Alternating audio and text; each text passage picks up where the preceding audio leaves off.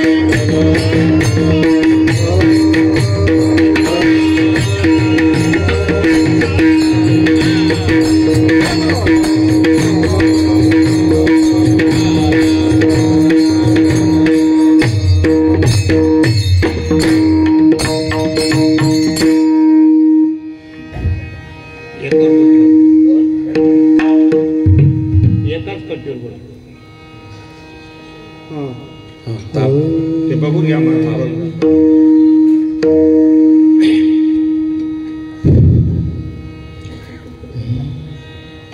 ऐसे का हो न करा काही, ऐसे का हो न करा काही, पुढे नाही नाश जा, विश्वंभरा शरणागत भूत जात वंदुनी, श्रुतीचे काने घाफळ, थोडा हळू इकडचं, श्रुतीचे काने घाफळ सार मूळ जाणोनी, विश्वंभरा शरणागत भूत जात वंदुनी, तुका म्हणे पुढे काही, तुका म्हणे पुढे काही, वाट नाही यावरी, विश्वंभरा शरणागत भूत जात वंदुनी, विठ्ठल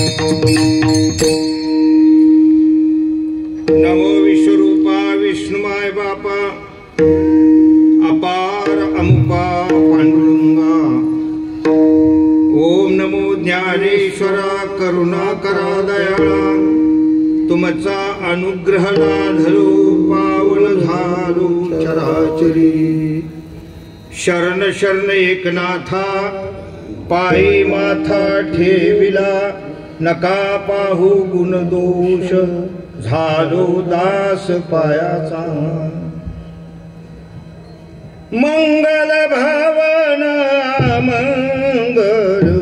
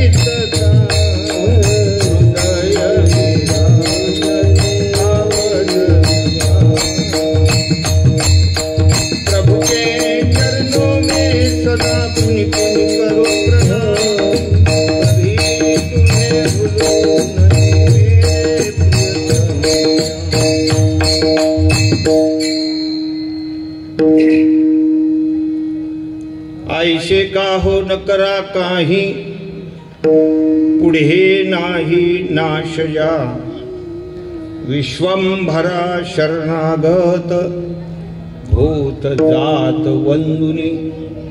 प्रस्तुत प्रसंगी सेवेकरता निवडलेला अभंग श्रीमान जगद्गुरु जगद्वंदनीय महाराष्ट्र भूषण वैराग्यमूर्ती तुकोबा राय यांचा हा 4 कडव्याचा यच्चयावत प्राणीमात्रांच्या उद्धारासाठी महाराजांनी या अभंगामध्ये उपदेश केलेला आहे। विठ्ठल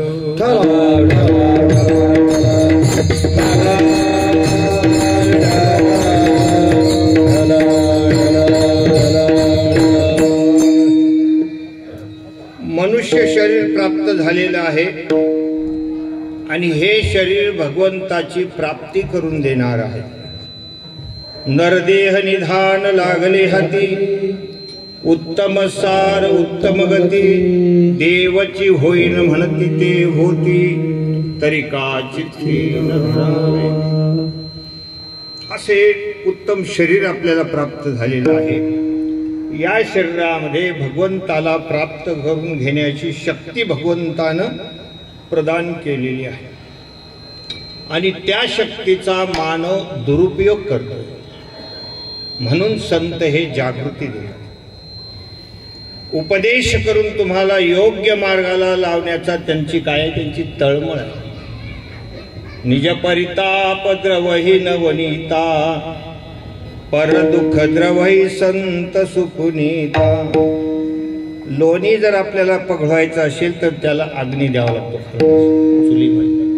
निज परिताप द्रवही नवनीता पण पर दुःख द्रवही संत सुपुनीता। इतर जीवात्म्याला दुःखी बघितलं तर ज्यांचं हृदय द्रवत असतं त्याला साधू पुरुष म्हणतात। म्हणून अनेक अभंगामध्ये तुमच्या आमच्या कल्याणाचा विचार महाराजांनी केलेला आहे।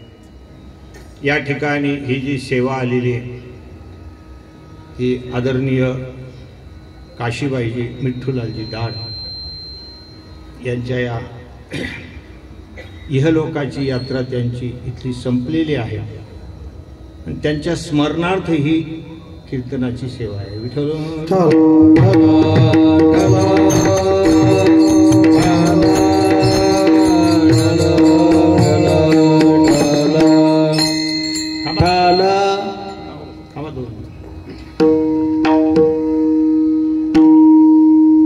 देह ठेवण्याचा त्यांना जो कालावधी प्राप्त झालेला आहे तो शास्त्र दृष्टीने फार उत्तम अशा प्रकारचा आहे। कारण मासाना मार्गशीर्षोहम मार्गशीर्ष महिना ही भगवंताची विभूती आहे। मार्गशीर्ष महिन्याचं फार मोठं महत्व आहे। कार्तिक मास आणि मार्गशीर्ष मास दोन्ही महिन्यामध्ये प्रातःकाळी आपण जर उठलो, ब्राह्मी मुहूर्तावर उठून स्नान करून भगवत पूजन केलं, भगवत ध्यान केलं, भगवत चिंतन केलं तर मार्गशीर्ष महिन्याच्या शेवटी परमात्मा कोणत्या ना कोणत्या तरी रूपानं त्याला दर्शन देतो। असं हे मार्गशीर्ष महिना फार महत्वाचा आहे। मार्गशीर्ष पुन्हा एक दशमी आणि एकादशीचा संयोग आहे। सकाळी सकाळी देहांत झालं म्हणजे दशमी आणि एकादशी, जसं सूर्योदयाला आपण तिथी मानत असतो, सूर्योदय होण्याला काही वेळ होता, पण दशमीलाही फार मोठं महत्व आहे, एकादशीलाही फार मोठं महत्व आहे। कारण एकादशीचं हे जे व्रत आहे हे दशमीपासून सुरू होतं। एकादशीचं जे आपण व्रत, रुक्मांगद राजाने एकादशीचं व्रत केलं होतं, अंबरीश राजाने एकादशीचं व्रत केलं होतं, तर व्रत हे 3 दिवसाचं त्याचं विधिविधान आहे। दशमीच्या दिवशी त्याचा प्रारंभ होतो। दशमीच्या दिवशी एक वेळेला जेवण घ्यायचं, त्याच्यानंतर एकादशीच्या दिवशी फक्त त्या ठिकाणी फार त्रास झाला तर पाणी, थोडंफार दूध, आणि खूप त्रास झाला तर फलहार। फलहार या शब्दाचा अर्थ काय? एखादं फळ, असं डझनभर केळी, एखादं किलो चिक्कू असं नाही बरं, फलहार। आणि त्या शब्दाचा अपभ्रंश होते फराळ। आपण काय म्हणतो त्याला? फराळ। आणि फराळ एवढा असतो की ताट भरून फराळ असतो। आमचा एक मित्र आहे त्यांना आषाढी एकादशीच्या दिवशी सकाळपासून 4 वेळेला ओंजळ भरून साबुदाणा खाला, साबुदाण्याची खिचडी. आणि पुन्हा रात्री म्हणू लागला, महाराज मला जर भगभगत होत. म्हणलं मग आता मला खातो का बोल. हा फराळ. पण एकादशीच्या दिवशी होता होईल तो काही न घेणं, शरीराला सहन झालं नाही तर फलाहार, दूध वगैरे असं सांगितलेलं आहे. आणि द्वादशीच्या दिवशी, द्वादशीच्या तिथीवर त्या ठिकाणी भोजन घेणं, नंतर पुन्हा काही स्वीकार करायचा नाही. एकादशीच्या दिवशी रात्रभर भगवंताचं चिंतन करावं, भजन करावं. व्रत एकादशी करीन उपवासी गायीन अहर्निशी, असं ते व्रत आहे. आणि एकादशीच्या व्रताच्या मध्यामध्ये यांनी देह ठेवले. फार चांगला अशा प्रकारचा योग आला. प्रत्येक हा मृत्यू लोकामधला मनुष्य आलेला जाणार. कारण हे किराणा दुकानामध्ये जे वस्तू असतात ना, मायफळ, जायफळ, कायफळ, असे जे आहेत, हे जे शब्द आहेत त्याच्यातून सुद्धा बोध घेण्यासारखा आहे. मिरे, जिरे हे कुठे असतात? किराणा दुकानामध्ये. त्याचे सुद्धा काय अर्थबोध जर घेतला तर जसं आता आपण मायफळ म्हणतो, माय म्हणजे मायावी आहे. हे जे फळ आहे हे मायावी आहे, प्रकृती आहे, ही जाणारी आहे, हे काही राहणारी नाही. मायफळ म्हणून त्याला जायफळ म्हटले. हे कसं आहे? जायफळ. अशा प्रकारचं हे आहे शरीर. काय फळ म्हणजे काय? म्हणजे शरीर हे मायेचं आहे. जाय म्हणजे जाणार आहे. मी रे आणि जी रे असं ते. या ठिकाणी आपल्याला कल्याण करून घ्यायचं आहे तर मी रे हे जर जी रे लक्षात आलं ना. आपलं जे आयुष्यभर चालू असतं मी हे मी रे जेव्हा जी रे तेव्हा देव भेटतो.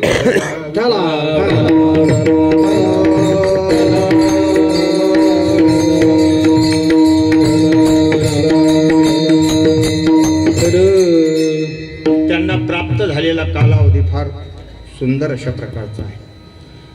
आणि शरीर तरी माणसानं कुठपर्यंत त्या ठिकाणी ठेवलं पाहिजे.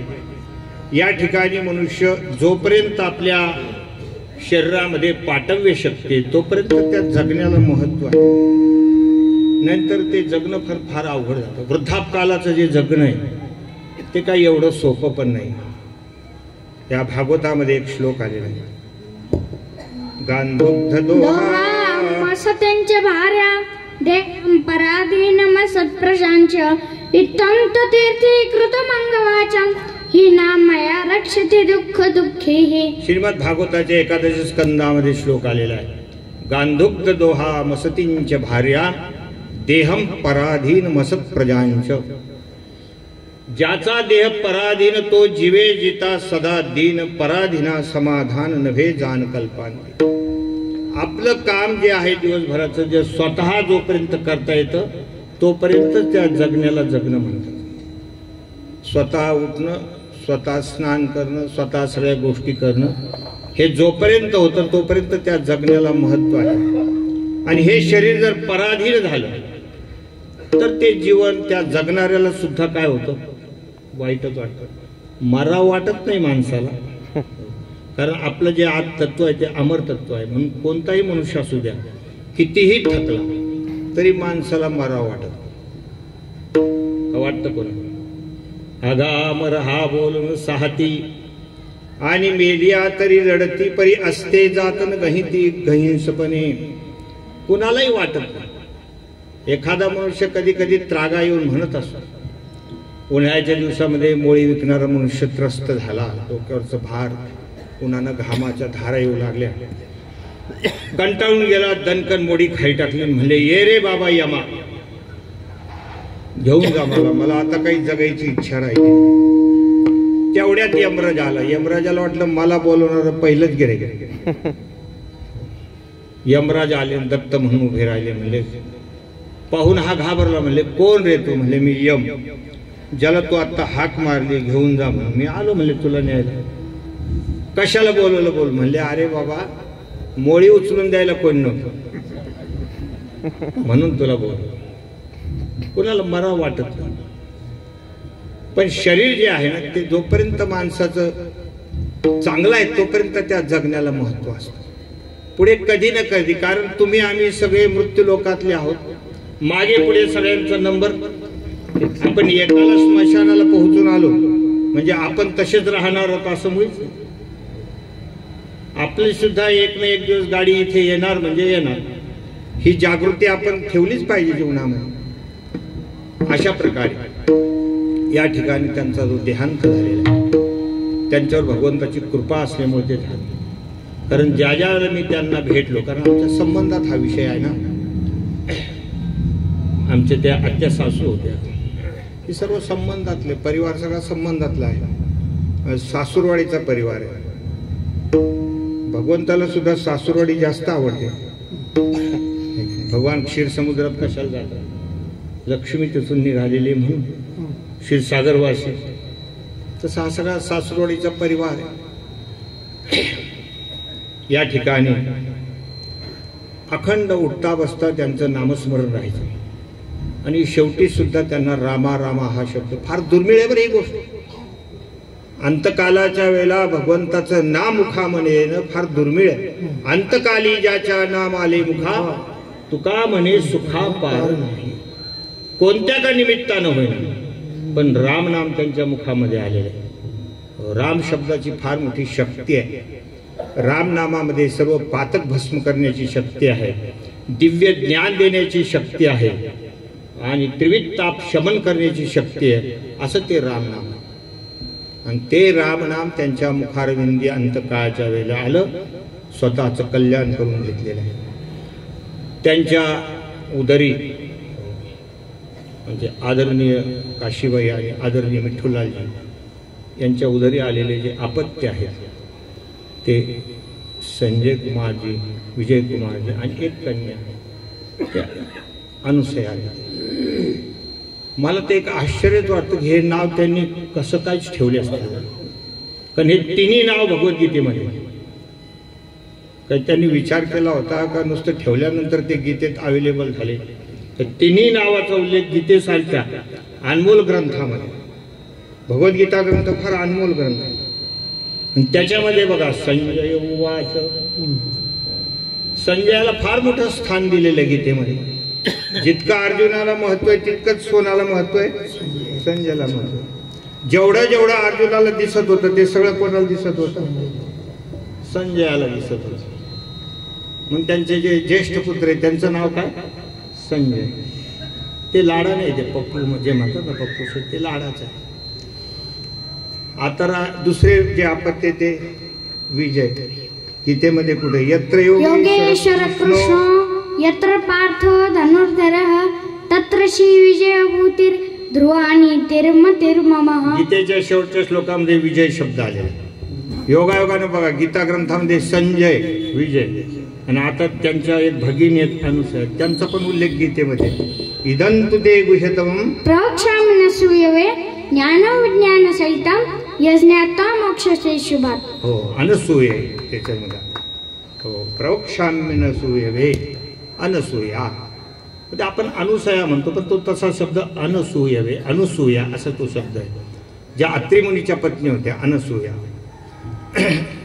जगन्माता सीताजीनं सुद्धा त्यांचं दर्शन घेतलं होतं, अशा त्या अनसूया होत्या. अनसूयवे या शब्दाचा अर्थ होतो दोष रहित, दोष दृष्टी रहित. त्याला काय म्हणतात, अनसूया. कुणामध्येही दोष बघायचा नाही. आपली वाणी अत्यंत गोड. मला त्यांच्यात बऱ्याच गोष्टी या दिसतात बरं. मधुरा वाणी ओठी, ओठामध्ये नेहमी त्या ठिकाणी मधुर शब्द, सगळ्याला आनंद होईल अशा प्रकारची भाषा. मितले आणि रसाळ शब्द जैसे कल्लोळ अमृताचे, साच आणि मवाळ. मितले आणि रसाळ शब्द जैसे कल्लोळ अमृताचे, हे जसं माऊलीनं वर्णन केलंय 13व्या अध्यायामध्ये, त्याप्रमाणे त्यांचं बोलणं सुद्धा आहे. म्हणजे योगायोगानं बघा, यांनी या दाम्पत्याने तसा काही विचारही केला नसेल की पुढे चालून हे तिन्ही शब्द तिन्ही नाव गीतेत येतील, म्हणजे काहीतरी भगवंतानी हे करून घेतलं असा हा परिवार. आणि त्यांच्या स्मरणात ही कीर्तनाची सेवा माझ्याकडे आलेली आहे. आदरणीय मिठ्ठूलालजी दाड यांच्या निमित्तानंही 2 वेळेला कीर्तनाची सेवा झाली. एकदा त्यांच्या या दशक्रियाविधीच्या दरम्यान एक दिवस झाली होती त्यांच्या राहत्या घरी, आणि त्यानंतर श्रीमद भागवत कथा यांनी ठेवली होती.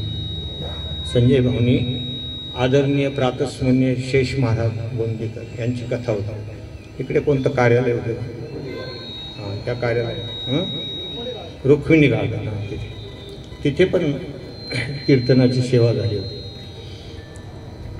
आणि आजही योग आलेला आहे. एक तुम्हाला अनुमान प्रमाण सांग, असं काही आपल्याकडे झालं, माणसाला जर वाटलं त्यांच्या प्रीत्यर्थ कीर्तन करावं असं जर वाटलं, कथा करावी असं जर मनात भाव आला, तर निश्चितच तो जीवात्मा पुण्यात्मा आहे. तो गेलेला जीवात्मा जो आहे तो पुण्यात्मा आहे. त्यांच्या पुण्यानंच तसं माणसाला मनात विचार येत असतात.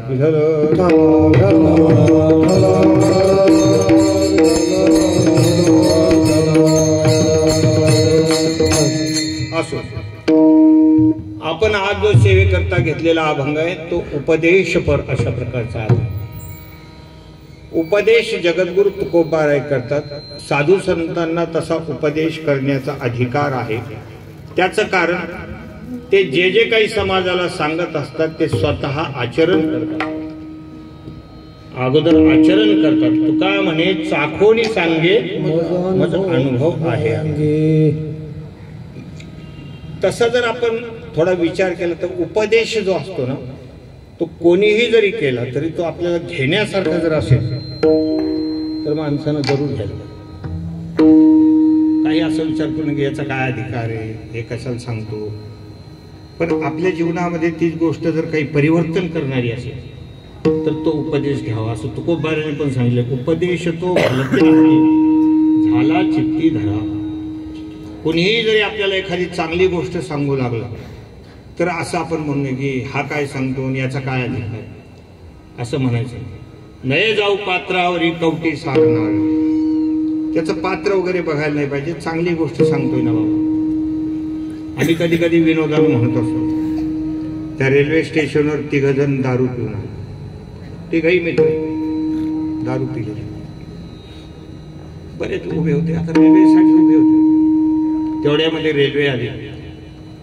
2 जण त्याच्यात चढले आणि ते 1 जण खालीच राहिला.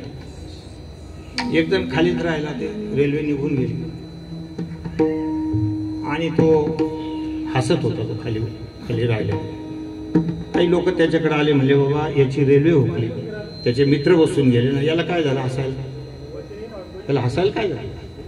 त्याच्याजवळ गेले, म्हणलं बाबा तू का हसतो, तुला उलट तुझं काम, तुझे मित्र निघून गेले, तू इथेच राहिला, तुझं उलट दुःख मानायला पाहिजे, हसतो कशाला. तो मला हसू नये तर काय करू म्हणले, ते मला बसवायला आले होते.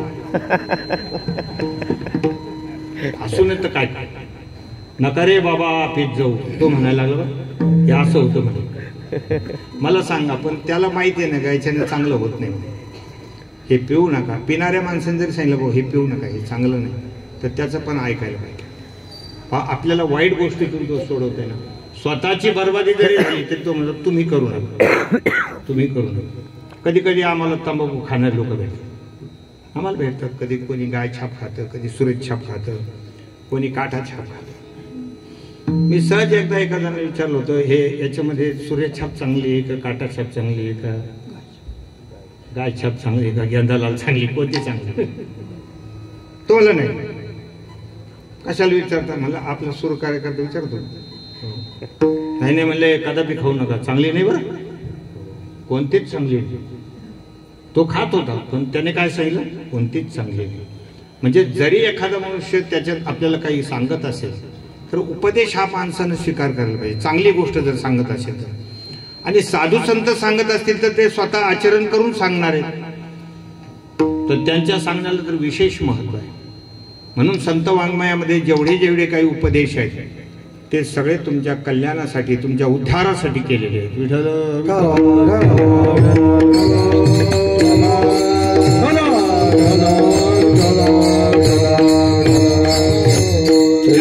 तुकोबाराय सांगतात, तुम्हाला हे मनुष्य शरीर मिळालेलं आहे, महत्भाग्याने हे शरीर मिळालेलं आहे.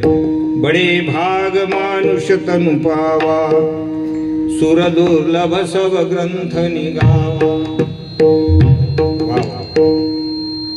वाजवणारे खूप गोड आहेत, खूप सुंदर हात आहे त्यांचा. बडे भाग मानुष तनु पावा, लब्धा सुदुर्लभमिदं बहुसंभवान्ते, मानुष्यमर्थदम नित्यमपि धीरः, तुर्नम्यते तनपते धनमृत्युयोगात्, निःशेषाय विषय खलु सर्वतस्य. लब्धा सुदुर्लभमिदं बहुसंभवान्ते. हा छोट्या आहे ना, हा चौथीला आहे, 9.5 वर्षाचं त्याचं वय आहे. आमचा नातू आहे, त्याचे गीता ग्रंथ कंठस्थ आहे पूर्ण,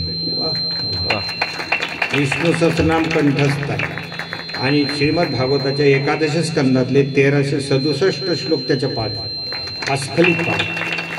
ज्ञानेश्वरीच्या 1000 ओळी पाठ आहे, 1000 ओळी पाठ आहे त्याच्या, आणि ते सहज झालेलं आहे. असं काही भोकंपट्टी वगैरे काही नाही, वाचन करता करता झालेलं आहे. नित्यानं वाचन करून ते झालेलं आहे. आम्ही आपलं येता जाता फक्त बस आपलं सांगत राहायचं, बस घंटाभर वाचन कर, पण त्याने कधी कंटाळा केला नाही. हा कोरोना काळ जो झाला ना, तो आमच्याकरता थोडा भाग्याचा राहील. क्या बात आहे. रामकृष्ण. आमच्या दुकाना वगैरे बंद राहायच्या, मग आम्हाला काही काम, पण दुपारी आम्हाला झोपायची सवय नाही. काही माणसाला खूप सवय असते, दुपारी सुद्धा पांघरून झोपते, जसं काय रात्र झालं. आम्हाला तशी सवय नाही दुपारी एवढी झोपायची. मग दुपारी त्याला घेऊन बसायचं, थोडं थोडं सांगता खूप त्याचं पाठ झालं, खूप पाठ झालं. आज एवढ्याशा वयामध्ये 2500 श्लोक म्हणजे काही विनोद, खूप कंठस्थ झालं, आणि अस्खलित आहे ते पण, अगदी अस्खलित आहे. तर लब्धा सुदुर्लभमिदं बहुसंभवान्ते, महत्भाग्यानं आपल्याला हे शरीर मिळालेलं आहे. मग या शरीरामध्ये आल्यानंतर आपल्याला आपल्या कल्याणासाठी काय करायला पाहिजे? कारण 4 गोष्टी प्रत्येकाच्या मागे आहेत बघा, काळ, कर्म, स्वभाव आणि गुण. या 4 अंगानं मनुष्याचं जीवन जात असतं. की काळ, आपले कर्म, आपला स्वभाव, आणि आपण कोणत्या गुणात वावरतो त्याच्यावरती आपली प्रगती असते. मग तो आध्यात्मिक याच्याकडे जाईल का प्रापंचिक होईल, हे ते काळ ठरवतो. आपल्याला कोणता काळ प्राप्त झालेला आहे हा फार महत्वाचा असतो. त्याच्यामध्ये काळाचा फार मोठा महिमा आहे. जसं बाल्यकाळ आहे, तारुण्य काळ आहे, वृद्धाप काळ आहे, याला सुद्धा काय म्हणतात? काळ म्हणतात. गरिबीचा काळ आहे, श्रीमंतीचा काळ आहे, असं काळाचे हे प्रकार. एखाद्या वेळेला मनुष्याची परिस्थिती साधारण असते तर त्याला काय म्हणतो? सध्या याची गरिबीचा काळ चालला. एखाद्याकडे खूप श्रीमंती असते तर त्याला म्हणतो श्रीमंतीचा काळ आहे, तिथे काही बघायचं काम नाही, भरपूर पैसा अडका, जमीन जमला वगैरे भरपूर आहे, त्याचा चांगला काळ असतो धनाच्या अंगाने. काही बाल्यकाळ असतो. बाल्यकाळ म्हणजे लहानपण. आता जसा हा बाल्यकाळ आहे, याचा हा जो काळ आहे, हा काळ कसा आहे, पुढे सगळे त्याला एक अंकुर आहे, अंकुर दशा आहे. इथे जसं त्याला जोपासलं त्याप्रमाणे त्याची प्रगती होत असते. म्हणजे काळाला फार मोठं महत्व आहे. तारुण्य काळामध्ये मनुष्यानं काय करायला पाहिजे? तारुण्य काळामध्ये भगवत चिंतन ज्याच्याकडून घडलं त्याचा वृद्धाप काळ गोड. तारुण्य काळामध्ये ज्याच्याकडून ज्ञानेश्वरीचं अध्ययन घडलेलं आहे, संतांची सेवा घडलेली आहे, त्याचा वृद्धाप काळ गोड. कारण संतांच्या संगतीमध्ये सत्य असत्याची जाण होऊन जाते, संसाराचा खोटेपणा कळून जातो. मग मनुष्य जास्त आसक्त राहत नाही, मग निरासक्त मनुष्य सुखी होऊन जातो. तो त्यागी जीवन जगायला शिकतो, म्हणून त्याचा वृद्धाप काळ चांगला जातो.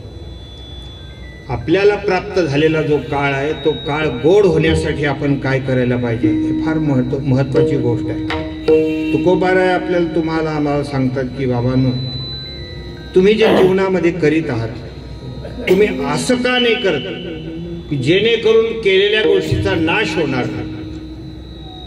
शाश्वत अशा प्रकारची गोष्ट तुम्ही का करत नाही ही गोष्ट महाराज पहिल्या कडव्यामध्ये ऐसे का हो न करा काही, ऐसे का हो न करा काही, ऐसे का हो न करा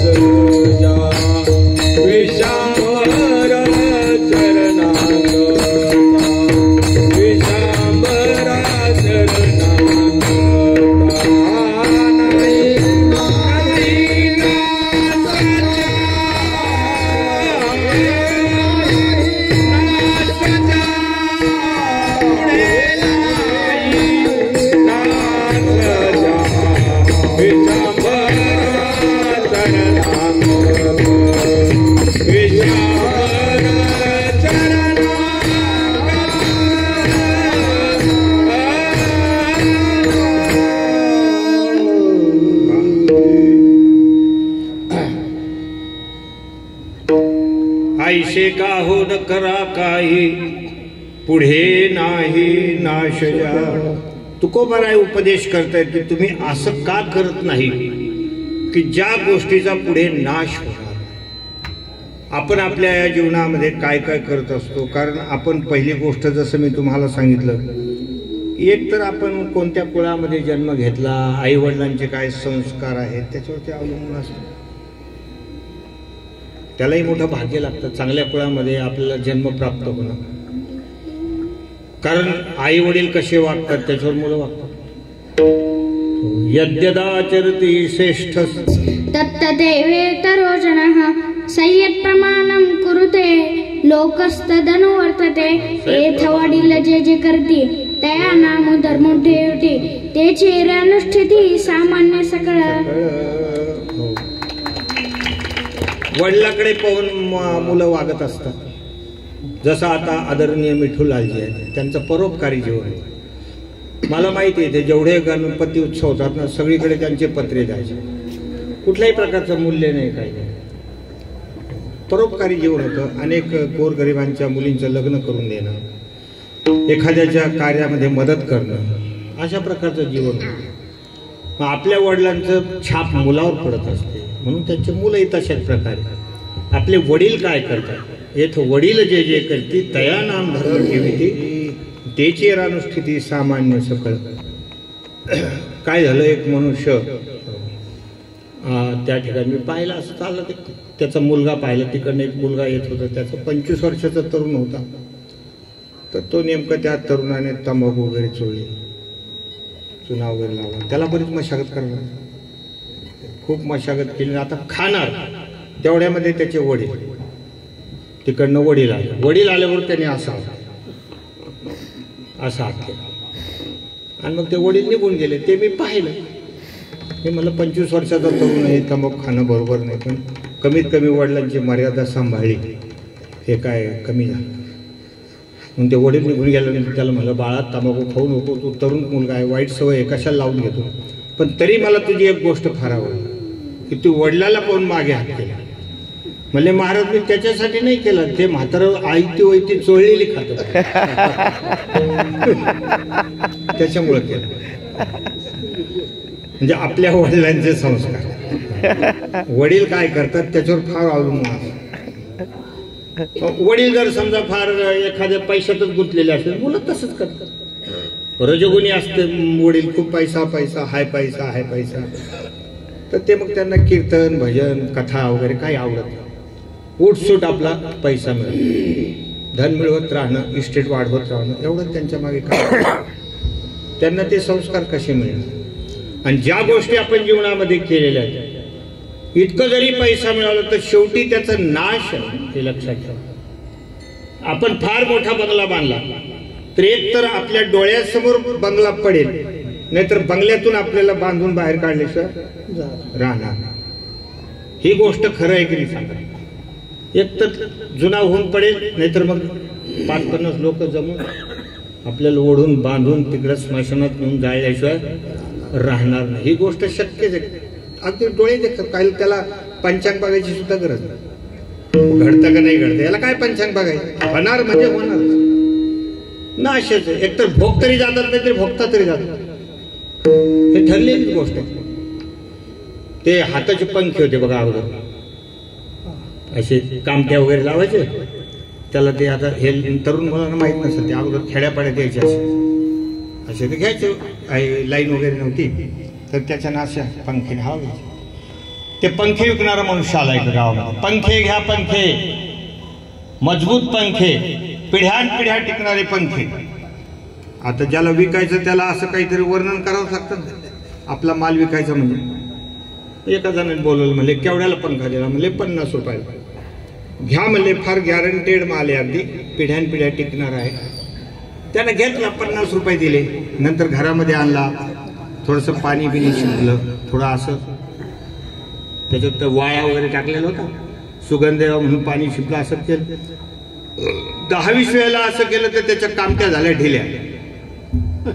आणि नंतर मग संध्याकाळपर्यंत तर लगेच खेळ झालं. खेळ तो मला काय माणूस बदनामी, म्हणले 50 रुपयाला फसवलं मला. पुन्हा म्हणतो पिढ्यानपिढ्या टिकणारे पंखे. काय त्याची भाषा आहे. दुसऱ्या दिवशी पुन्हा तो माणूस त्याच गल्लीमध्ये, पंखे घ्या पंखे, पिढ्यानपिढ्या टिकणारे पंखे. याला राग आला, म्हणले इकडे असं फसवतो का म्हणले लोकांना. काल तुझ्याजवळ पंखा घेतला बघ म्हणले, सगळ्याच्या कामट्या झाल्या. तर तो काय म्हणला माहिती का, म्हणजे तुम्हाला वापरायची अक्कल नाही. बापरे बाप, म्हणजे मला वापरायची अक्कल नाही, माझ्याकडून काय चुकलं. म्हणजे तुम्ही कसं वापरला, काही नाही म्हणले, असं असं केलं, पाणी वगैरे शिंपडलं. तिथं तर चुकलं म्हणजे. तसं नाही वापरायचं. म्हणजे तुमच्या घरामध्ये लाकडाचा खांब आहे म्हणजे आहे, त्या खांबाला असं बांधायचं, असा पंखा बांधून टाकायचा दोरे. आणि तुम्हाला ज्यावेळेला हवा घ्यायची इच्छा होईल त्यावेळेला पंख्याला हात लावायचे नाही, त्याच्या समोर जाऊन उभं राहायचं, मान हलवायचं. म्हणजे वा रे वा, असं केलं ना मग माझी मान वडवून देईन ना. म्हणजे मी मानेची कुठे गॅरंटी दिली, मी तर पंख्याची गॅरंटी देतो. आता हा आपला दृष्टांत झाला. एक तर पंखा तरी तुटल, नाही तर मान तरी मोडतो. तसं या ठिकाणी आपण जेवढेही भोग गोळा केले, तुम्ही 10 बंगले बांधा, 10 गाड्या घ्या, किती तुम्ही हजारो तोळे सोनं नाणं दागिने काय करायचं ते करा, पण एक तर ते तरी जाईल, नाही तर आपण तरी जाणार. म्हणजे ते अशाश्वत आहे, अशाश्वत गोष्ट आहे. ह्या गोष्ट शरीराटे संपत्ती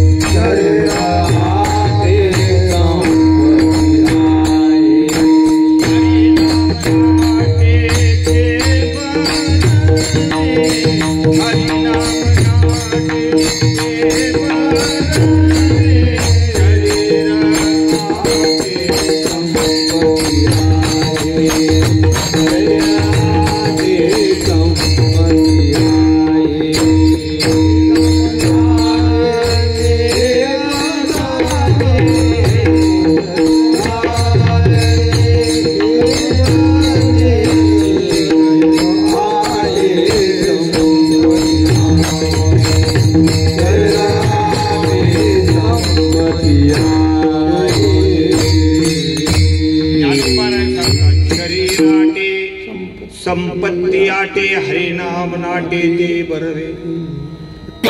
शरीर आटणार आहे. शरीराच्या मागे 6 प्रकारचे विकार आहे. म्हणून देहाची आसक्ती धरणं काही आपल्याला फार आपलं कल्याण करणारी थोडीच गोष्ट आहे. शरीर मिळालं ना त्याच्यामध्ये 6 प्रकारचे कार्य असते, जायते, उपजते, त्या ठिकाणी विपरिणमते, अपक्षीयते, विनश्यते, असे 6 विकार त्याच्या मागे. आपण आईच्या उदरामध्ये आलो तिथे काही 9 महिन्याचा काळ आपल्याला राहावं लागतो. नंतर आपण बाल्यावस्थेमध्ये आलो त्याच्यामध्ये त्याच्यात वाढ होत चालते. दरवर्षी बाल वाढत जातं. लहान बालकाचं ते तेज असतं. 2-3 वर्षाचं लेकरू किती कमळाच्या फुलासारखं मुख असतं त्याचं. कोणाचंही लेकरू असू द्या, मनुष्याने पाहिलं की त्याला वेध लागतो. त्याला म्हणतो आले ले ले ले ले ले चॉकलेट घे, खाऊ घे. कोणाचंही लेकरू असतो माणसाला गोड लागतं. का कोणी 80 वर्षाच्या म्हाताऱ्याला म्हणतो का आले ले ले बिली प्यायची का, बिली प्यायची असं कोणी म्हणतात. पेटवून देऊ का असं कोणी बोलतं का सांगा. ते बदलत चालतं. लहान लेकराचं जे तेज आहे ते बदलत चालतं. तरुणपणामध्ये चांगलं दिसतो म्हणजे तरुणोरूपसंपन्नो, तरुणपणामध्ये ठीक आहे, पण नंतर वृद्धापकाळ लागतो. तर हेच सगळं शरीर जे आहे ना हे आट्ट माणसाचं कमी होऊन जातं. डोळ्यातली चमक कमी होऊन जाते, गाल आतमध्ये निघून जातात, शरीर सुकून जातं माणसाचं. कधी कधी इतका बदल होतो की त्याचा तरुणपणामध्ये काढलेला फोटो आलेले लोक विचारतात हा कोणाचा, आणि तो बारीक तोंड करून म्हणतो माझाच. इतका बदल म्हणजे शरीर. आणि मग काय महाराज पांढरे केस झाल्यावर आता हे काळं निघालेलं लावायचं हेअर डाय. पण हेअर डाय म्हणजे उगी डागडुजी आहे. डागडुजी माहिती आहे, थोडंफार डागडुजी होते, बाकी काय वय झाकत असतात. किती डाय लावलं काय लावलं एवढं तेवढं फरक पडतो. का म्हणतात लोक अभी तो मैं जवान, अरे काय काय खत्म हो गए वो बात, खत्म हो गई, कोई राही नाही, कुछ नाही राहत. म्हातारपणामध्ये सगळं बदलून जातं. शरीर आटे, संपत्ती आटे. संपत्ती किती जरी असली तर ती संपत्ती पुढे आपली आपत्य मुलं बाळ चांगले निघाले तर ती काही दिवस टिकते, नाहीतर ते संपायला काही वेळ लागेल. चांगले संस्कार जर नसले लेकरावर तर संपला, विषय संपला.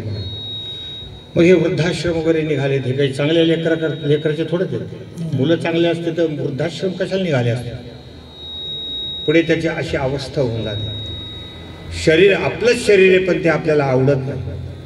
आरशासमोर गेल्यानंतर माणसाला पहिल्यासारखा आनंद होत नाही. स्वतःच्या मनात तो म्हणतो अरे अरे पहिल्यासारखं नाही राहिलं, अशी स्थिती होती.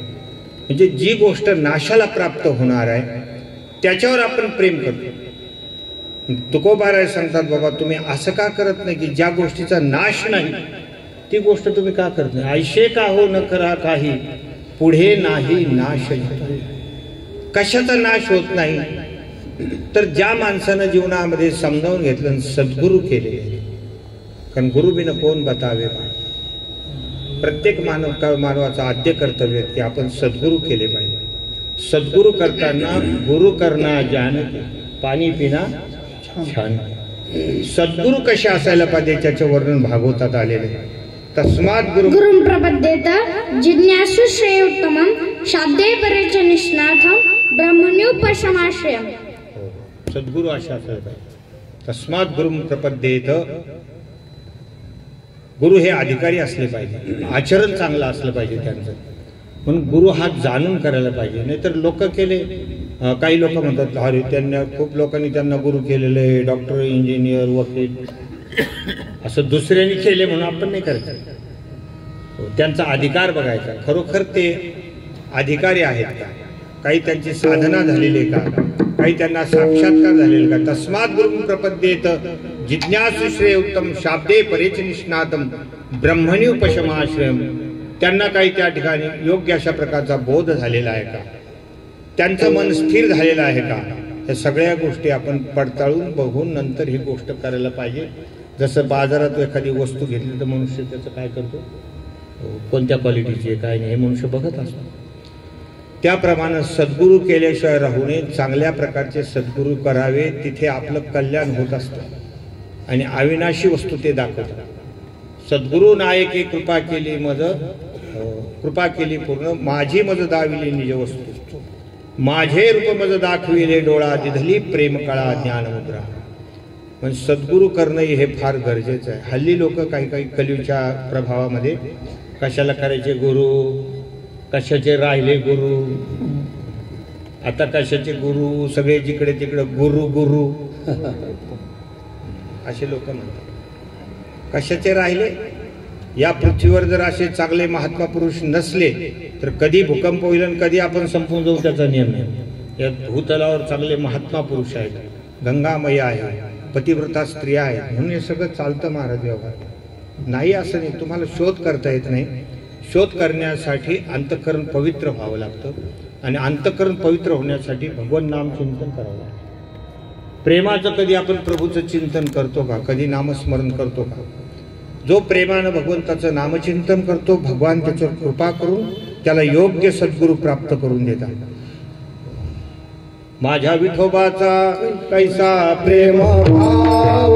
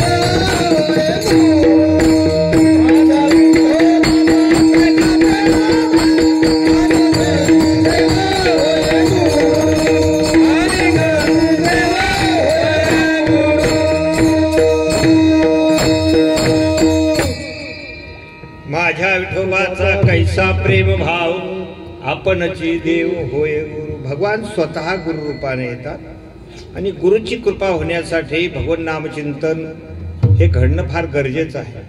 आता याने उठून मला सांगितलं, बिनु हरी कृपा मिलही नाही संता, अब मोही भा भरोस हनुमंता, बिनु हरि कृपा मिलही नहीं, बिनु हरि कृपा मिलही नहीं संत. सद्गुरू प्राप्त झाले पाहिजे, सद्गुरूंची सेवा घडली पाहिजे. त्यावेळेला ते आपल्याला अविनाशी तत्व काय हे समजावून देतात. जे तत्व तुमच्या आमच्यामध्ये काय आहे, अनुश्रुत आहे. सगळ्यांच्या हृदयामध्ये ज्या तत्वाचा वास आहे त्या तत्वाची आपल्याला जाण करून देतात आणि त्या तत्वाला जाणा, त्याच परमात्म्याला तुम्ही शरण जा म्हणजे तुमचं कल्याण होईल हे सद्गुरू सांगतात. तीच गोष्ट तुकोबारा अभंगाच्या दुसऱ्या विठ्ठला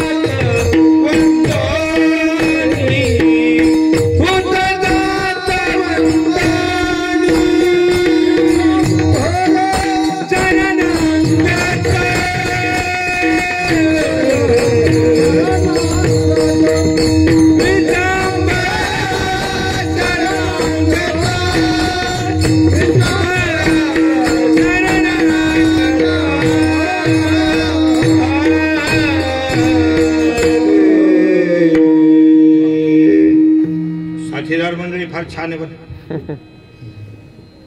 विश्वंभरा शरणागत भूत जात वंदुनी. तुकोबाराय म्हणतात की तुम्ही असं जीवनामध्ये का करत नाही की ज्या गोष्टीचा पुढे नाश होणार आणि तुम्हाला अविनाशी तत्व म्हणजे परमात्मा त्या तत्वाची जाण झाली पाहिजे. ती अशी जाण झाली पाहिजे की ते तत्व दुसरं तिसरं कोणी नसून ते मीच आहे. मी वासुदेव तत्वता कळो येईल विचारिता आहे ठाऊका सभाग्य संता नाही तुझा अनेक मागता. कारण हे शरीराची जी उपाधी आहे ही नाशाला प्राप्त होणारी आहे, पण शरीरातलं जे चैतन्य आहे तो परमात्मा. या उपाधी माझी गुप्त चैतन्याचे सर्वगत ते तत्वज्ञ संत स्वीकारिती. वाह, बहुत बढिया. या उपाधी माझी गुप्त चैतन्याचे सर्वगत. जे चैतन्य तुमच्या आमच्यामध्ये एकच आहे. आपला जो भेद आहे तो उपाधिकृत भेद आहे. जातीच्या अंगाने भेद असेल, कोणी मराठी असतील, कोणी मारवाडी असतील, कोणी वंजारी असतील, कोणी कोळी साळी माळी कोणी असतील, हा जातीचा भेद, हा उपाधीचा भेद, नावारूपाचा भेद असेल. आपले नाव भिन्न भिन्न आहे, रूप भिन्न भिन्न आहे. हे सगळं भिन्न भिन्न जरी जगत दिसत असलं तरी पण तत्वाच्या अंगाने जे परमात्मा तत्व आहे ते मात्र एकच आहे. म्हणून आपल्याकडे एकमेकाला भेटल्यानंतर 2 वेळेला राम राम म्हणण्याची प्रथा. राम राम. तुम्ही पण काय म्हणता? त्याचं कारण असं आहे, तुम्ही पण राम आणि फक्त तुमची उपाधी वेगळी, माझी उपाधी वेगळी, तुमचं कार्य वेगळं, तुमचं गाव वेगळं असेल, माझं गाव वेगळं असेल, ह्या उपाध्या आहेत. पण उपाधी जे आहेत माणसाला उपाधीला छोटे मोठेपणा असू शकतो. उपाधीच्या मोठेपणानं मोठा म्हणायचं नाही माणसाला. चैतन्य ज्याने जाणलं तो मोठा आहे. काही माणसं उपाधीच्या अंगाने म्हणतात हा फार मोठा माणूस, आणि मोठं म्हणता होता होता माणसाला ब्रह्मदेवापर्यंत मोठं होता येतं. ब्रह्मेशाना परते वाढणे नाही जीवा ते तेथोनी मग वरवते ब्रह्मची. उपाधीच्या अंगाने मनुष्य मोठा होता होता ब्रह्मदेवापर्यंत होऊ शकतो. ते सगळ्यात मोठेपण आहे, कारण ब्रह्मदेवानं सृष्टी निर्माण केलेली म्हणून तो सगळ्यात काय आहे? मोठा आहे. इतका मोठा मनुष्य होऊ शकतो, होत नाही असं नाही, पण तो शेवटी उपाधीचा मोठेपणा आहे ना. त्याला काय महत्व आहे? मी एका गावाला गेलो तर तिथं मला सांगितलं, महाराज तुम्ही यांच्या घरी उतरा. ज्यांच्या घरी मला उतरवलं त्यांना सगळे लोक मास्तर म्हणायचे. हो म्हणजे मास्तर, ते रात्रभर महाराज तुमच्याकडे थांबले. म्हणजे काय? मग संध्याकाळीच गेलो होतो, थोडंसं जेवण वगैरे केलं, दोघं आम्ही फिरायला गेलो. मग मी त्यांना म्हणलं, अहो मास्तर तुम्ही कुठे असता शिकवायला वगैरे, कोणत्या शाळेत असतात? तो म्हणला मी मास्तर नाही, मी शिकवत नाही काही. म्हणलं मग तुम्हाला लोक मास्तर कसं म्हणतात? म्हणजे माझी बायको मास्तर, माझी बायको मास्तरीन म्हणून मला लोक काय म्हणतात? मास्तर. म्हणलं मग तुम्ही काय करता? म्हणजे ती ड्युटीहून येईपर्यंत स्वयंपाक करून ठेवतात. म्हणजे हा जो आलेला मोठेपणा आहे कशाचा आहे? उपाधीनं आलेला मोठेपणा आहे. डॉक्टरच्या बायकोला लोक काय म्हणतात? डॉक्टरीन बाई, तिला काय इंजेक्शन कळतं का, काय गोळी कळते, काही कळत नाही. पण सहज त्या उपाधीच्या अंगानं मोठेपणा आले असतो. म्हणून उपाधीच्या मोठेपणाला मोठेपणा म्हणत नाही. तुमची जी जीवदशा आहे तिला ब्रह्मीभाव प्राप्त झाला तर तो मोठा आहे. नाहीतर कापसासारखी स्थिती आहे. कापूस किती मोठा झाला पिंजून तरी सरकी तेवढीच. सरकी मोठी होते, सरकी तेवढीच. तसं तुम्ही उपाधीच्या अंगाने किती मोठे झाले तरी जीवदशा तुमची जशीच्या तशी. तुम्ही स्वतःला फार सामान्य समजायला लागले, उपाधीच्या अंगाने स्वतःला मोठे मानायला लागले. तर हे जे तुमचं मानणं आहे उपाधीच्या अंगानं, हे नाशाला प्राप्त होणार आहे.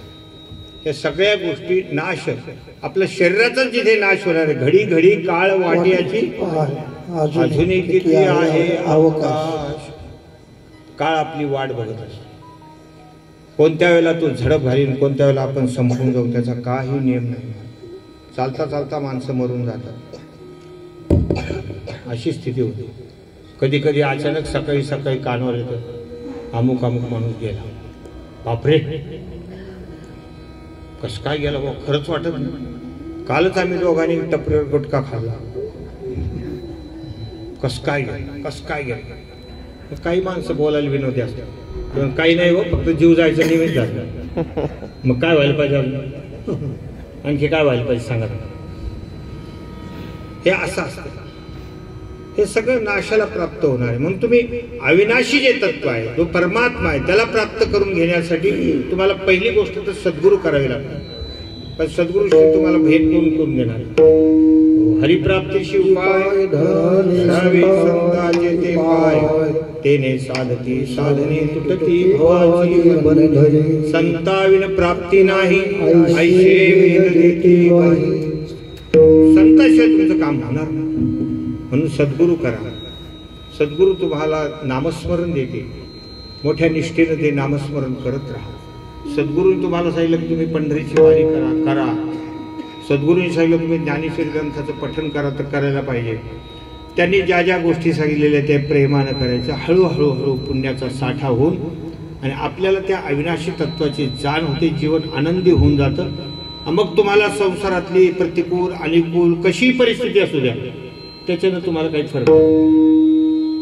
म्हणून संतांचं जीवन बघा. जगद्गुरु तुकोरांच्या जीवनामध्ये किती प्रतिकूलता होती, त्यांना काही दुःख नव्हतं. ते म्हणतात, तुका म्हणे खातो आनंदाचे लाडू, नका चरफडू घ्या रे तुम्ही. ज्ञानोबाराच्या जीवनामध्ये किती हेलकावे होते. आई वडिलांनी देहांत प्रायश्चित्त घेणं, ब्राह्मण समाजाने वाळीमध्ये टाकणं, पण त्यांच्या अवस्थेमध्ये काहीही बदल झाला नाही. कारण शाश्वत जे सुख आहे ते त्यांनी प्राप्त करून घेतले. अविनाशी सुख ज्याला म्हणतात ते त्यांनी प्राप्त करून घेतलं होतं. म्हणून समाज काय करतोय, इतर कोणत्या दुःखाची हेलकावे ते त्याच्यावर परिणाम होत. सामान्य अज्ञानी माणसाला याचे हेलकावे बसतात. सामान्य जे असतात, अज्ञानी असतात, त्यांना थोडंसं काही झालं की लगेच दुःखाश्रू सुरू होऊन जातं. थोड्याशा घटनेनं माणसं घेऊन जातात. कुठेतरी एकदा मी पाहिलं, सकाळी सकाळी आमच्या शेजारची एक महिला अंगण झाडताना रडू लागली. डोळ्यातून टपटप पाणी पडायला लागलं. तर म्हणलं काय घटना घडली असेल. म्हणलं ताई काय झालं हो रडायला? काही नाही, भांडेवालीचा फोन आला, ती येणार नाही. म्हणजे आपण किती छोट्याशा कारणाने दुःखी होऊन जातो.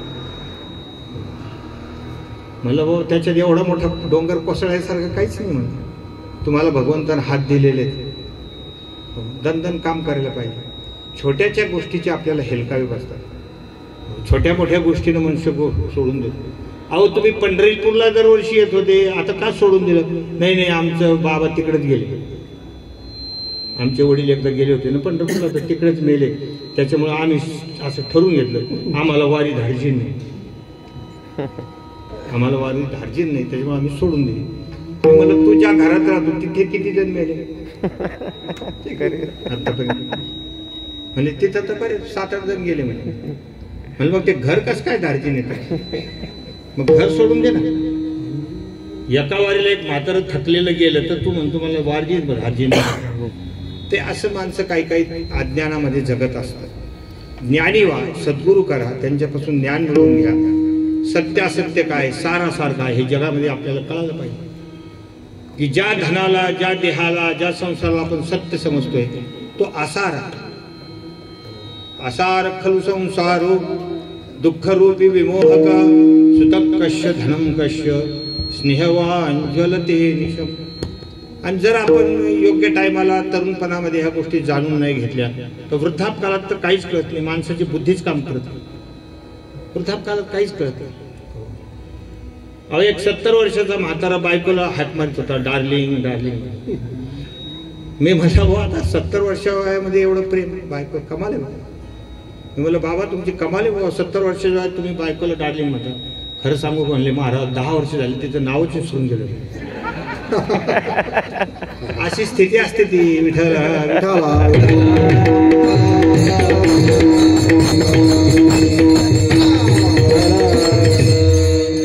त्यावेळेला काही होत. योग्य वयात तुम्हाला ही गोष्ट कळून घेणं फार गरजेचं आहे. योग्य वयात झालं पाहिजे. काय करायला पाहिजे तुम्हाला त्या ठिकाणी? विश्वंभरा शरणांगत. विश्वंभर असे जो भगवान आहे त्याला शरण झाला. शरण कशी जायची तर काया वाचा मन त्या भगवंताला समर्पित करा.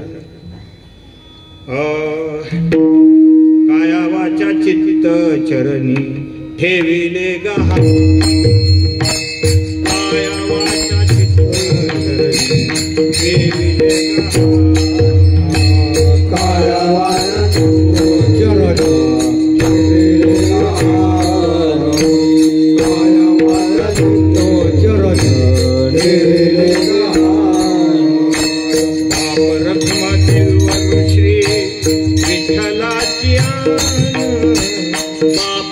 महादेव वरुषे विठ्ठलाची गोड तुझे नाम गोड तुझे नाम गोड तुझे नाम गोड तुझे नाम महादेव वरुषे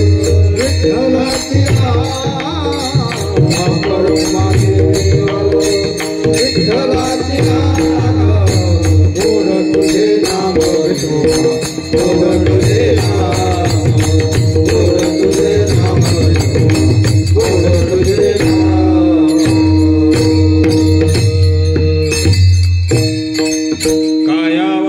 चित्तचरणी ठेविले गहाण काया हे शरीर वाणी मन चरणी ठेविले गहाण.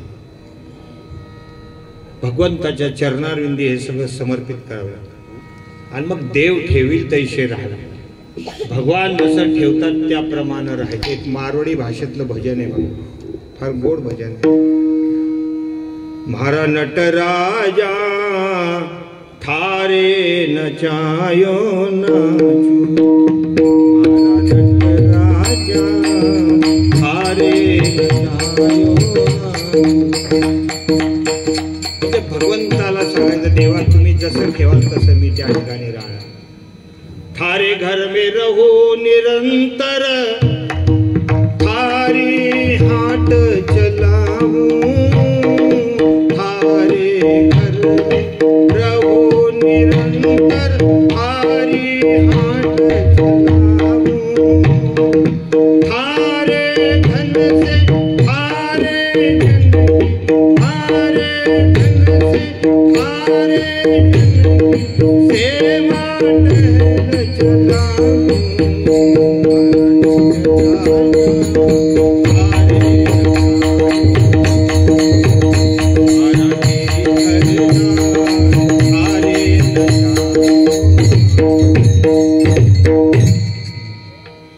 थारा घर में रहो निरंतर थारी हाट चलाओ. देवा मी तुमच्याच घरामध्ये राहतो. हे ब्रह्मांड भगवंताचं घर आहे. आपण म्हणत असतो हे माझा बंगला आहे, पण ना घर तेरा ना घर मेरा हे आपलं घर नाही महाराज. ब्रह्मांड चालक तो परमात्मा आहे. थारे घर में रहो निरंतर थारी हाट चलाओ थारे धन से थारे जन. तुम्हीच दिलेलं धन आहे आणि तुमचंच हे सगळं जो काही तुमचंच रूप आहे. सेवा टहल चलाओ. जेवढी माझ्याकडून सेवा घडेल जनता जनार्दनाची सेवा करेल. ज्या रंगला कपडा पहिरावे वैसो सांग बनावूं. जसं तुम्ही आम्हाला कपडे द्याल तसे घाला. साधे द्या भारी द्या कसे द्या. जैसी बात बुलावे मुखसी वैसी बात चलाऊ. ठंडा बाशी रुखा सुखा थारे भोग लगावूं. जे आम्हाला माध्य नकायला थंड काय असेल ते भाजी भाकरी वगैरे वरण भात जे असेल ते तुम्हाला नैवेद्य समर्पित करू. ही परोस या छाछ राबडी सबड प्रेम से पाहू. कधी चांगल्या तुपाची असो का राबडी असो का कढी असो का काय असेल. नाहीतर चांगलं जेवण असलं की माणसाचे नजरा लगेच छाती फुलून जाते. पुरणपोळीचं जेवण पाहिलं की सदा सर्वदा योग त्याच्याकडे बघूनच मनुष्य प्रफुल्लित होऊन जातो. तुझे कारणी देह माझा पडावा. आणि जर का समोर चटणी भाकरी पिठलं भाकरी दिसली का लगेच चेहरा पडतो. का वेळ ही आणली अनंता का माझी रुसली असे माझी जसं देईल तसं देवा आनंदाने खाऊ. भाजी भाकरी असो चांगलं जसं असं हे जीवन आहे. त्याला भगवंताची शरणागती म्हणतात. जसं म्हणतात त्याप्रमाणे वागायचं. कोस हजार पकडले जावे दौड्यो दौड्यो आऊ. जो तू आसन ऊपर बिठावे गोडो नाय हिलावू. मारा नटराजा थारे हजारो कोस पळवत नेलं तर पळवतील आणि जर मान या आसनावर बस म्हटलं तर पाय सुद्धा हलवणार नाही. जो तू तन को रोग लगावे ओढ़ सिर कसो जाओ जो तू काल रूप बन आवे लपट गोद में आऊं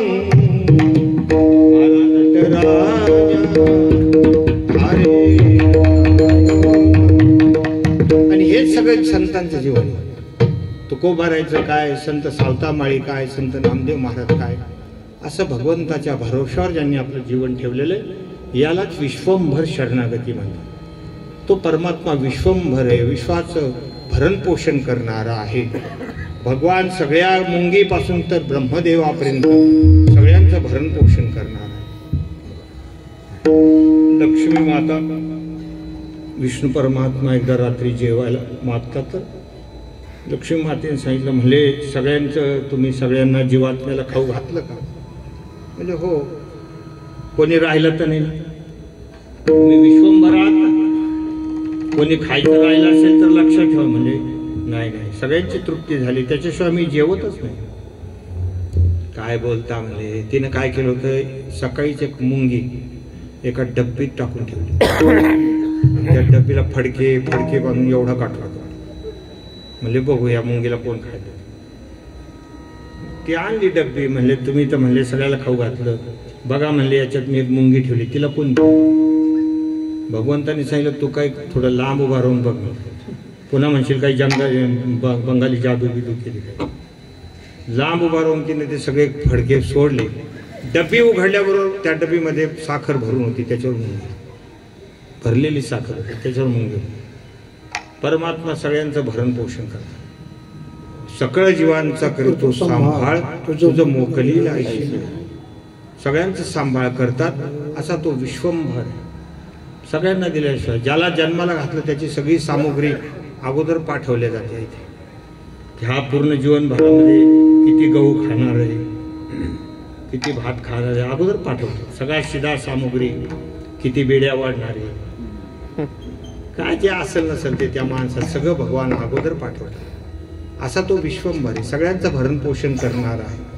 त्या विश्वंभराला शरण जा, शर्व सर्व भगवंताला अर्पण करा. विश्वंभरा शरणागत भूत जात वंदोनी. भूत जात तुम्हाला आम्हाला भूत प्राणी मात्र म्हटले. भूत म्हणजे ते त्याला आपण भूत पलित असं म्हणतो ते नाही ना. तुम्हाला आम्हाला भूत, सर्व भूत म्हणजे सर्व प्राणी मात्र तुम्ही आम्हाला, या सगळ्यामध्ये तो परमात्मा असं समजून वंदन कर. जो जो आपल्याला भेटेल, जे जे भेटे भूत ते ते मानिजे भगवंत. हा भक्तियोग निश्चित जाण माझा. कोणीही जरी मिळालं, लहान बालक असो, तरुण असो, वृद्ध असो, सगळ्यामध्ये तो माझा भगवान. अशा प्रकारची आपली दृष्टी झाली पाहिजे. परमात्ममय सगळं हे ब्रह्मांड दिसलं पाहिजे. असं तुकोबाराय तुम्हाला उपदेश करतात, तर तुम्हाला खरं आत्मसुख काय हे कळणार आहे.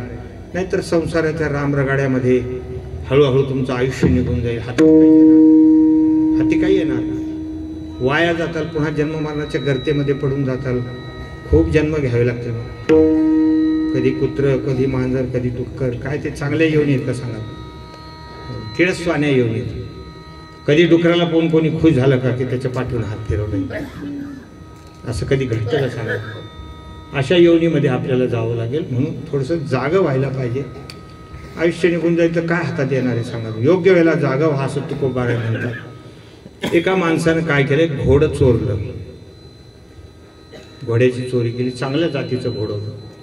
विचार केला इथं 10-20 कोसात लोक ओळखून घेतील कोणाचं घोडं, म्हणून 50-60-100 कोसाच्या पलीकडे नेलं त्याला आणि तिथे बाजारात उभं केलं. आता ते तजेलदार घोडं पाहूनच लोक खुश व्हायचे. येऊन किंमत विचारायची, केवढ्याला दिलं? म्हणजे 50,000. काही कमी जास्त, म्हणजे जास्ती तुमच्या मनावर आहे, कमी नाही. 1 रुपया सुद्धा कमी. लोक आता ज्याच्या त्याच्या हिशोबानं किंमत लावून गेले. कोणी 40,000 मागितलं, कोणी 45,000 पर्यंत गेली किंमत. पण तो मला 1 रुपया सुद्धा कमी घेणार, 1 रुपया सुद्धा नाही. 4 वाजले संध्याकाळी आणि 4-5 वाजता एक गिऱ्हाईक आला. म्हणजे घोडं केवढ्याला? म्हणजे 50,000. 51. आपल्याकडून 51. घोडं आहेच तसं. फक्त काय असतं म्हणजे काही काही घोड्याला खोडी राहते, थोडी एक चक्कर टाकून काढतात. त्या घोड्यावर एक चक्कर टाकून म्हणलं त्याच्यात काही खोडी आहे का, एवढं पाहतो तुझे पैसे देऊन टाक, काय हरकत नाही, म्हणजे वस्तू तपासून घ्यायलाच पाहिजे ना. पण त्यानं आपल्या पायातले खेटर तिथं काढले, हे खेटर इथं ठेवा म्हणजे, आणि बसला त्या घोड्यावर. ते रेकी वगैरे होतं त्याच्यावर असं पाय घातलं, ते घोड्यात तजेलदार होतं. चाक चाक केल्यावर जो निघाला म्हणतात, धड धड धड धड धड धड धड बराच लांब याने पाहिलं, मागून मागून तर धूळ पण दिसत आहे, घोडं बी नाही धूळ बी. अर्धा घंटा झाला, 1 घंटा झाला, 2 घंटे झाले, घोडं नाही. मग काही बाजारातले लोक होते, म्हणले बा घोडं विकलं वाटतं. आपल्याला काही घेता नाही आलं, पण आता ज्यांनी घेतलं त्यांनी पण कमीत कमी केवढ्याला गेलं ते तर विचारू. तिथे आला, म्हणले राम राम पाहुणे, घोडं विकलं वाटतं. म्हणले हो विकलं. केवढ्याला गेलं? म्हणले काही नाही, ज्या भावात आलं त्या भावात गेलं. म्हणले काही नफा? हे काय खेटर आहे म्हणले, हे नफा आहे म्हणले. हा झाला दृष्टांत. तसं आपण ज्या विषयाचे भोग घेत घेत आलेलो आहे, मनुष्य देहामध्ये जर आपण विषय भोग घेत घेत जर आयुष्य संपून टाकलं तर आपल्याला नफ्यामध्ये यमराजाचे खेटर खावे लागते. यमराज तुम्हाला ठोकून काढल्याशिवाय राहणार नाही. त्या यमाशी करुणा बाहेर काढता पुढी प्राणा, ओढाळ सापडे दैशे धन्या, चोर यातना धरी येतो. म्हणून जागवा शरणागत सर्व प्राणी मात्रामध्ये परमात्मा आहे असं समजून तुम्ही सर्वांना नमस्कार करा, सर्वांना वंदन करा. या ठिकाणी सांगतायत. आणि सगळ्या श्रुतिशास्त्राधिकांचा, वेदाधिकांचं जे जे ग्रंथ आहेत ते सगळे व्यासांनी केलेले आहेत. पूर्ण ब्रह्मांडामध्ये जेवढी ग्रंथ सामुग्री आहे, 18 पुराण वगैरे 6 शास्त्रे सगळे व्यासांनी केलेले आहे. व्यासोच्छिष्ट जगत रे, व्यासोच्छिष्ट जगत आहे, बरोबर. सगळं व्यासांनी केलेले आहे. मत्स्य पुराण, मार्कंडेय पुराण, भागवत पुराण, भविष्य पुराण, ब्रह्मपुराण, ब्रह्मवैवर्त पुराण, ब्रह्मांड पुराण, विष्णू पुराण, वामन पुराण, वायू पुराण, वराह पुराण, नारद पुराण, लिंग पुराण, अग्नि पुराण, पद्म पुराण, स्कंद पुराण, गरुड पुराण. आता हे जे गरुड पुराण तुम्ही ऐकता नाही ते, हे गरुड पुराण मुळामध्ये 55,000 श्लोकाचा ग्रंथ आहे. गरुड पुराण आता गोरखपूरला अवेलेबल की नाही काय माहिती, एवढा मोठा ग्रंथ आहे, 55,000 श्लोकाचा. आणि आपण जे ऐकतो ते कुठला तरी एखाद तोटक भाग घेतलेला आहे, 10-20 पानाचं द्या, असं छोटस आहे. आणि त्यावेळेला काही फारशी मनस्थिती पण नसते, म्हणजे ऐकण्यासारखी फारशी मनस्थिती पण नसते. पण ते आता रूढी परंपरेने आपण लावलेलं असतं. पण गरुड पुराण हे फार मोठं आहे आणि फार ज्ञानाच्या गोष्टी त्याच्यामध्ये. फार 55,000 श्लोक कशाला एवढं मोठं आहे. हे सगळ्या पुराण वगैरे हे सगळं, या सगळ्यांचं सार काय आहे ते तुम्ही ग्रहण करा, असं महाराज अभंगाच्या 3ऱ्या कडव्यामध्ये म्हणतात.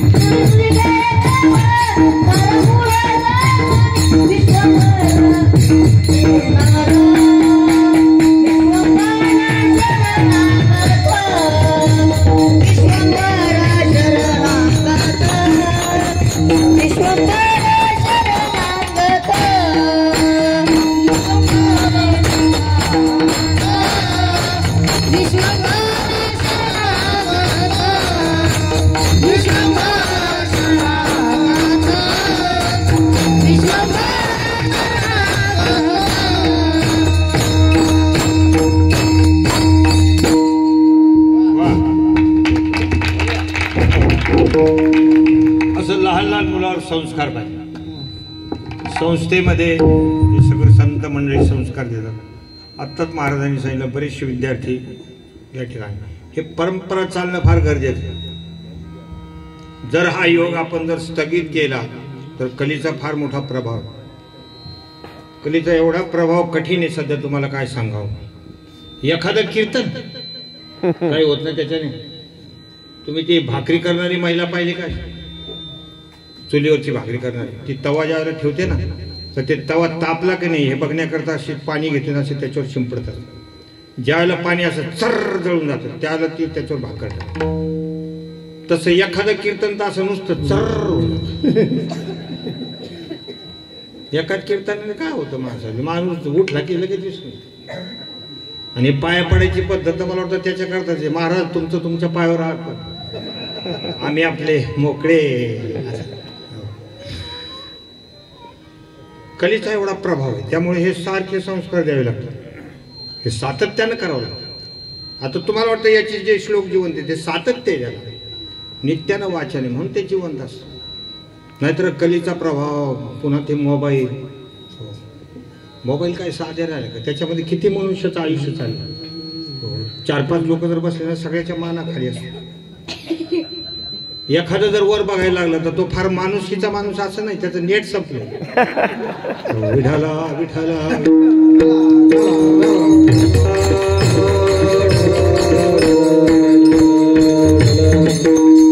इतका तो प्रभाव आहे मोबाईल. कठीणच काम. एकदा एका मित्राने फोन केला होता, तो म्हणजे तुझी बायको काय करते, म्हणले काय नाही चार्जिंगला आहे म्हणजे सध्या. म्हणजे चार्जिंगला म्हणजे तिच्या आई बरोबर बोलते म्हणले, तिकडनं सगळं चार्जिंग झालं की मग इकडे वापरता येतं म्हणजे. विठाला विठाला विठाला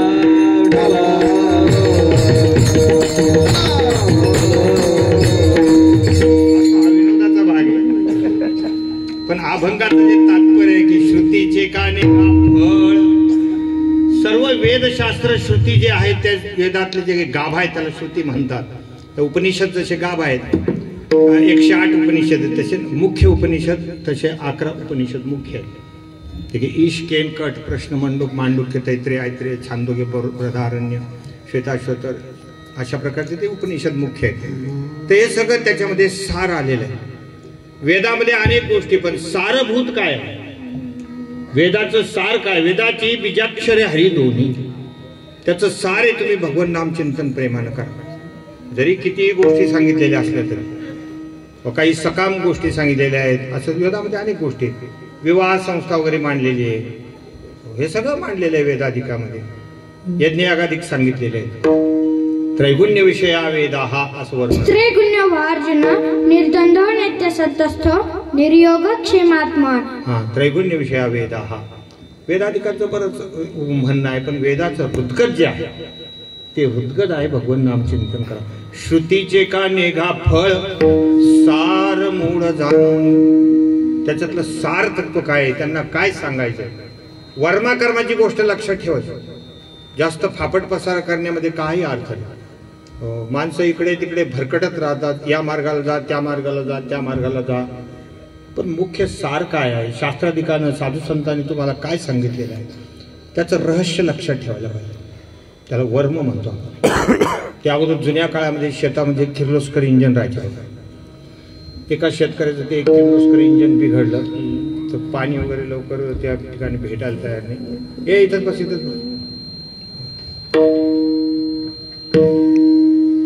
तिथे काही भरणा वगैरे व्हायला तयार नाही, ते माल सगळा वाळून चालला ते किर्लोस्कर इंजन. मग ते आता खेड्यापाड्यातले दुरुस्त करणारे जे फिटर लोक राहतात, 2-3 जणांना बोलवलं. त्यांना काही त्याच्यातलं ते मशीनचं जास्त ज्ञान नसतं. त्यांचा एकच उद्योग, सगळं इंजन उघडायचं, घासलेटमध्ये बुडवायचं, पुन्हा बसून द्यायचं. झालं तर झालं, चालू नाही तर नाही झालं. 2-3 जणांनी प्रयत्न केले पण ते इंजन काही चालू झालं नाही. इंजन चालू झालं नाही, तो परेशान झाला. शेवटी त्याला मित्रांनी सांगितलं, बाबा एक तालुक्याचं गाव आहे, तिथे एक माणसाने त्याचा कोर्स केलेला आहे त्या मशीनचा, त्याला बोलव. तो आला, ते इंजिन जवळ उभा राहिला. बरीच नजर मारली. सांगितलं माझी 500 रुपये फीस आहे बरं दुरुस्त करून देण्याची. तो मला माझे 1000-1200 रुपये तर असे गेले. माझं इंजन चालू झालं नाही, माल वाळून चाललाय, 500 रुपये काय मोठी गोष्ट आहे, देऊन टाकेल म्हणजे कर चालतं. त्याने काही नाही, एक हातोडा आणा म्हणजे. एक हातोडा आणला, एक बोलट होतं, त्या बोलटवर असं दणकने दणका ठेवून करा म्हणजे चालू. इंजन चालू झालं. 6 महिन्याची गॅरंटी म्हणजे. बंद पडलं, हातोडा खाली फेकला, 500 रुपये दिले. तो मला एका दणक्याचे म्हणले तुम्हाला देता येत नव्हता, इतक्या दिवस काय लावलं म्हणजे. त्याचं कारण काय, त्याला वर्म माहिती, कुठे बिघडलेलं हे वर्म. तसं या ठिकाणी आपण बऱ्याच गोष्टी जीवनामध्ये करत असतो. मेघाना भगवान को करा, मेघानो भगवान को करा, पण तुम्हाला वर्म कळालं. इकडे तिकडे भरकटत राहणं, कुणाच्याही मागे जाणं, याचं ऐक त्याचं ऐक त्याचं ऐक, असं तो विषय नाही.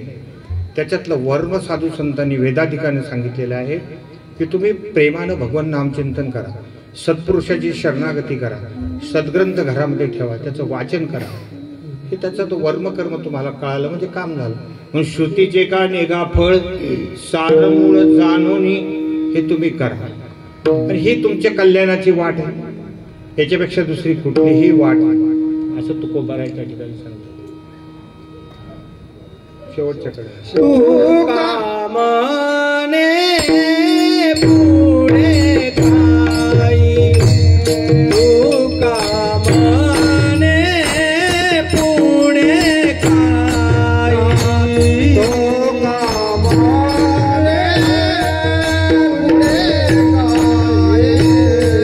तुका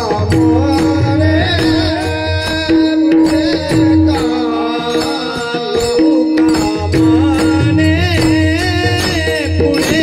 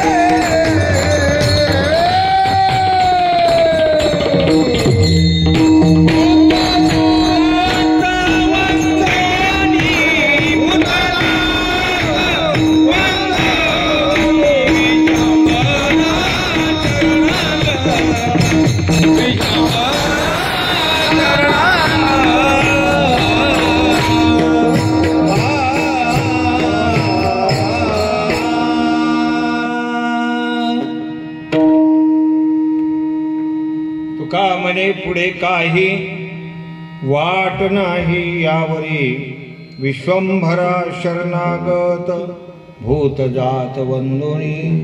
तुम्हाला सगळ्यांना विनंती आहे, जोराने टाळी वाजवायची, भगवत नाम चिंतन करायचं, एकदा गजर करायचं.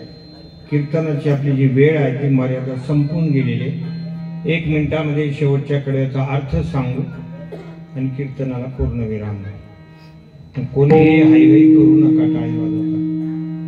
विठोबा रघुमाई, विठोबा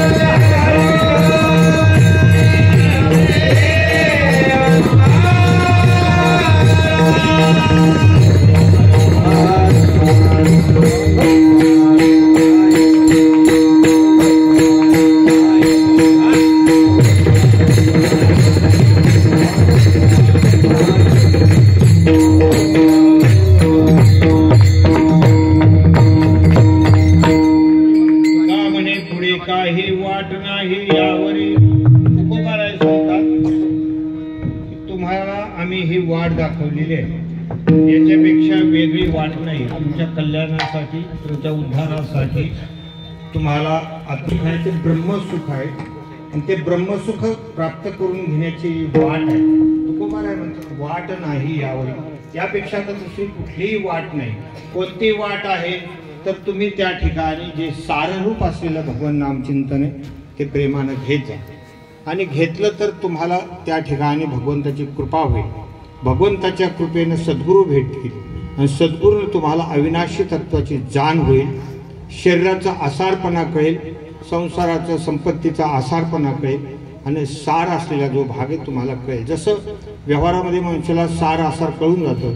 खारीक जर माणसाला खायला दिली तर मनुष्याला सार आसार कळतं. बाहेरचं सार का आतलं सार आहे, बाहेरचा भाग सार आहे, आतली गिठळी फेकून द्यायची ती आसार आहे.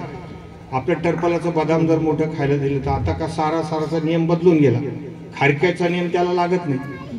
खारक्याचं जसं बाहेरचा आसार होता, आता बदामाचं काय आहे, आतलं सार आहे. खारक्याचं बाहेरचं सार, बदामाचं आतलं सार आहे. आणि पेढा जर दिला तर पेढ्याचं पूर्ण सार आहे की नाही. असं साराचं जसं माणसाला व्यवहारामध्ये कळतं तसं हे संतांच्या कृपानं कळून घ्यायचं आणि आपलं कल्याण करायचं. ज्या निमित्तानं ही कीर्तन सेवा झालेली आमच्या आदरणीय काशीबाईजी विठ्ठलजी दाड यांच्या निमित्तानं ही सेवा आहे. त्यांचं अंतःकरण अत्यंत निर्मळ होतं म्हणून त्यांच्या निमित्तानं हे घडलं. निर्मल मन जन सो मोहि पावा, मोहि पट चल निर्मल मन भगवान सांगता जो पै दुष्ट हृदय सोई होई, मोरे सन्मुख आवक सोई. ज्याचं हृदय अंतःकरण निर्मळ असतं, त्यांचा स्वभाव मोकळा असतो, मोकळे मन रसाळवाणी असं ज्यांचं असतं त्यांच्यासाठी हा सगळा योग घडून आला. आमचे आदरणीय संजय भाऊ आहेत, आमचे विजय भाऊ आहेत, आमच्या या ठिकाणी अनुसया दिदी आहे, संपूर्ण जाड परिवार आहे. त्यांनी हे सगळं घडून आणलं. हे भगवान नामचिंतन हे प्रत्येक जीवात्म्याच्या कल्याणाची साधना आहे. वेळेच्या मर्यादेमध्ये आपण केली. ज्या मंडळाला तुम्ही या ठिकाणी बोलवलं, आमचे आदरणीय साईप्रसादजी मालपाटे, त्यांना संप्रदायाची खूप काही